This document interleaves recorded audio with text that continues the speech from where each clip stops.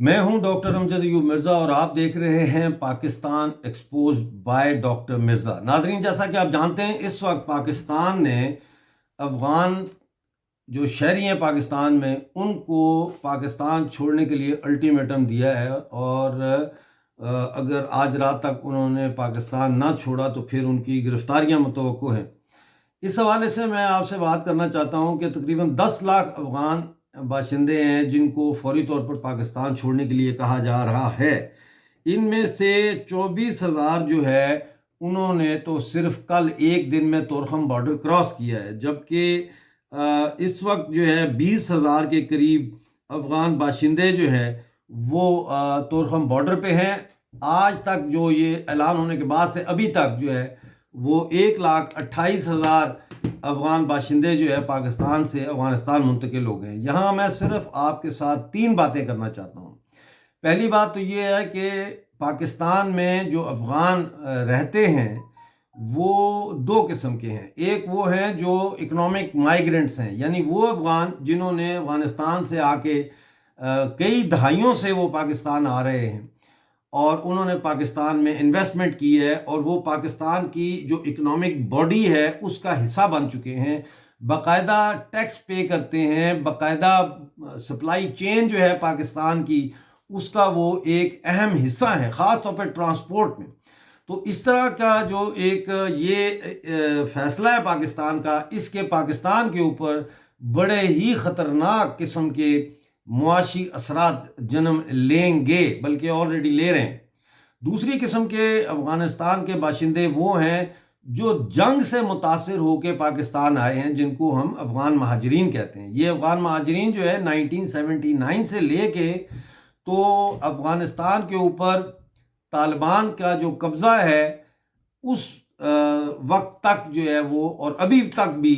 جو مسلسل جنگ سے متاثر ہو کے پاکستان آتے رہے، یہ وہ افغان مہاجرین ہیں۔ اب اس میں یہ کہنا کہ افغانستان کے جو مہاجرین ہیں ان کو اس لیے واپس بھیجا جا رہا ہے کہ دہشت گردی میں افغانستان ملوث ہیں یا تحریک طالبان پاکستان جو ہے اس میں ڈفرینشیٹ نہیں کر سکتے کہ کون افغان جو ہے وہ ان کا ممبر ہے کون نہیں ہے،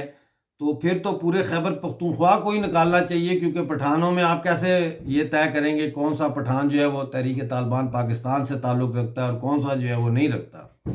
تو اس حوالے سے یہ ایک بہت بڑا ایشو ہے۔ دوسری بات یہ ہے کہ آپ جو ان کو افغانستان بھیج رہے ہیں، افغانستان میں تو طالبان کی فنڈامنٹلسٹ ایکسٹریمسٹ اسلامک حکومت ہے جو قرآن اور حدیث کے مطابق جو ہے وہ افغانستان پہ حکومت کر رہی ہے، جس کا مطلب یہ ہے کہ وہاں پہ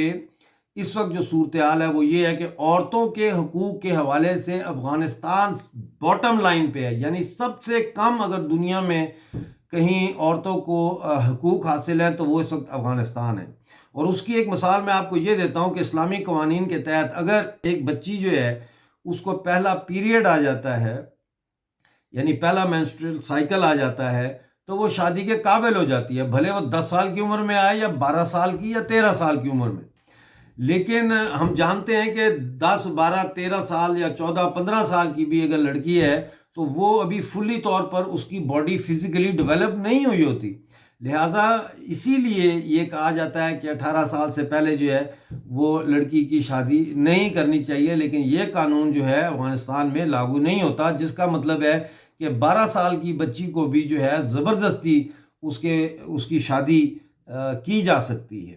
دوسرا یہ ہے کہ افغانستان میں تو لڑکیوں کے سکول بند کیے گئے ہیں اور لڑکیوں کو تعلیم حاصل کرنے کی کوئی اجازت نہیں ہے، جس کا مطلب یہ ہے کہ یہ جو افغان باشندے جب واپس جائیں گے تو ان کی بچیاں جو پاکستان میں سکولوں میں تعلیم حاصل کر رہی تھیں یہ اب مزید تعلیم حاصل نہیں کر سکتی، ان کا تعلیم کا سلسلہ ختم ہو جائے گا۔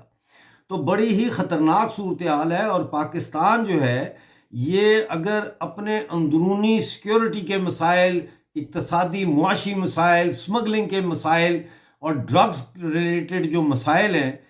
ان کو اگر ٹارگٹ کرتا ہے ایک کمیونٹی کو کہ یہ ان کی وجہ سے ہو رہے ہیں، تو پھر آج پاکستان کی سرکار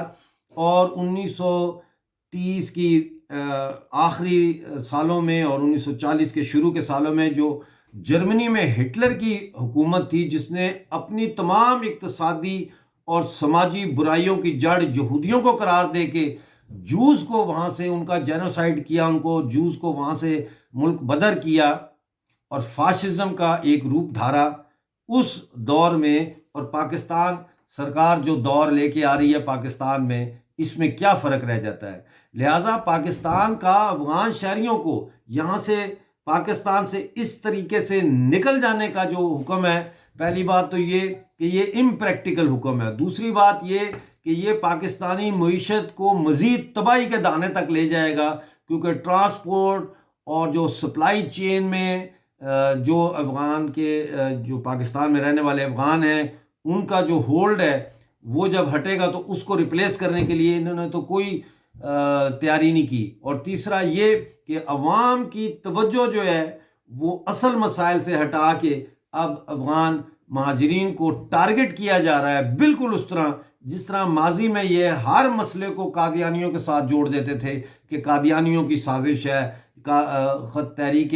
تحفظ ختم نبوت والوں کو سامنے لا کے ان کو ٹارگٹ کر کے عوام کی توجہ ادھر دلا دیتے تھے، اسی طرح اب پاکستان یہ کر رہا ہے۔ اس کی جتنی مذمت کی جائے وہ کم ہے۔ افغانستان کو برباد کرنے والا جو ملک ہے وہ پاکستان ہے، افغانستان کی تباہی کرنے والا جو ہے وہ پاکستانی فوج اور ISI ہے۔ ایک ہنستے بستے سماج کے اندر مذہبی جنونیت کو امپلانٹ کر کے جس طرح سے وہاں افغانستان کی تباہی کی ہے پاکستان نے، اب پاکستان خود اس تباہی کا شکار ہے اور اس کا جو ہے وہ اسکیپ گوٹ جو ہے افغانیوں کو بنایا جا رہا ہے۔ افغانستان کے لوگ بہت ملنسار، بھائی چارگی میں یقین رکھنے والے خوددار لوگ ہیں۔ میں یہ سمجھتا ہوں کہ افغانستان کے لوگوں کا اس وقت پاکستان کے ہر شہری کو ساتھ دینا چاہیے، بلکہ میرا تو یہ مطالبہ ہے کہ افغان مہاجروں کو جو یہاں اتنے سالوں سے بس رہے ہیں پاکستان کے شناختی کارڈ اور پاکستان کی شہریت دی جائے اور ان کو جو ٹیکس کا نیٹ ہے اس میں بھی لایا جائے، وہ ٹیکس دیں، وہ پاکستان کی اکانومی میں حصہ ڈالیں اپنا، اور ایک باعزت شہری کی طرح ان کو زندگی پاکستان میں گزارنے کا حق دیا جائے۔ دیکھتے رہیے Pakistan expose by doctor Mirza, channel کو سبسکرائب کیجئے، شیئر کیجئے اور یہ ویڈیو افغانستان تک پھیلا دیجئے۔ Thank you very much for watching.